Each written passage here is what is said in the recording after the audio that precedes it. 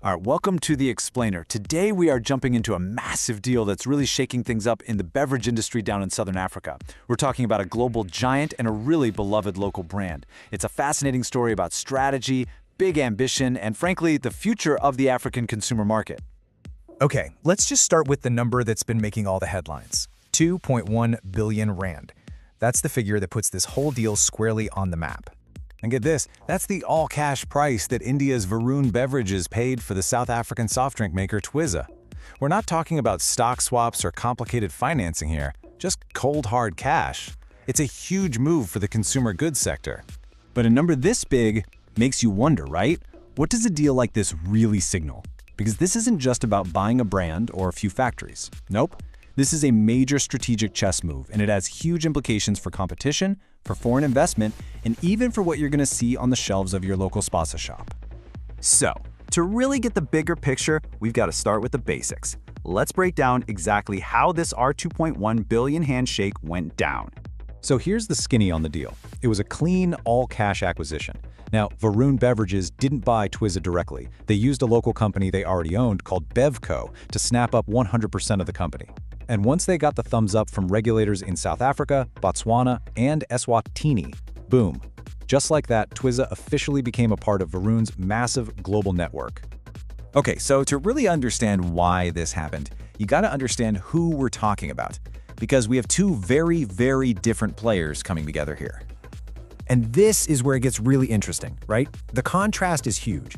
On one side, you've got Varun Beverages. I mean, these guys are PepsiCo's biggest bottler outside of the United States, a true global heavyweight.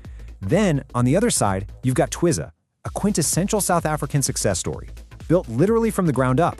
And when we say a classic entrepreneurial success story, we mean it. I mean, think about it. Twizza started back in 2003 with just a single facility and just grew and grew into a national force, all by focusing on affordable drinks that people loved.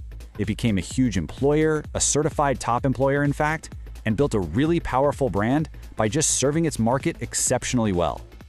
Okay, so how does this one deal fit into a much larger strategy for the entire continent? Why would a giant like Varun shell out R2.1 billion for a local player? Well, for Varun Beverages, it's all about one thing: growth. Their home turf in India, it's getting pretty crowded and competitive. So they're looking at Africa as the next big frontier.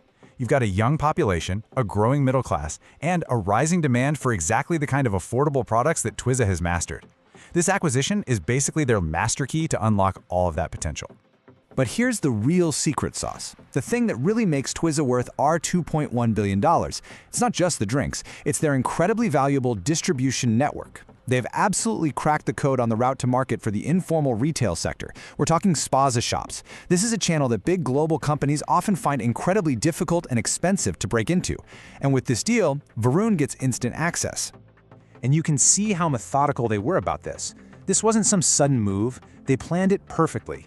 It was a deliberate two-step entry. First, back in 2024, they bought BevCo to serve as their operational base, their foothold.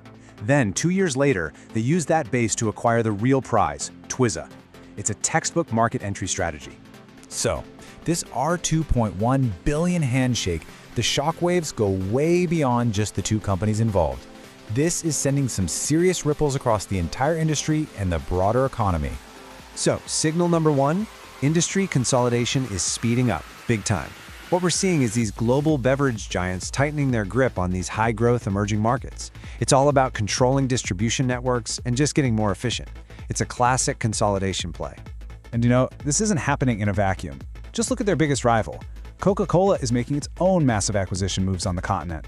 So when you put these deals together, what you're really watching is a new, much more intense phase of competition. The beverage battle's heating up across Africa. The second big signal this sends is a huge vote of confidence in South Africa. I mean, think about it. An all-cash deal of this size, at a time when foreign direct investment is being watched like a hawk, that sends a powerful message to global investors that there's real value here. And hey, that's not just my take. The folks at Standard Bank, who actually advised on the deal, echoed that same sentiment. Their take was that the sale really showed how strong performance and smart market timing can unlock substantial value for a well-run local business. So let's wrap this up. This R2.1 billion handshake is so much more than just a business deal. It's a sign of a massive shift in the global consumer landscape. And it leaves us with this big question to think about. As the battle for the African consumer really kicks into high gear, what does it really mean when our local champions become global assets?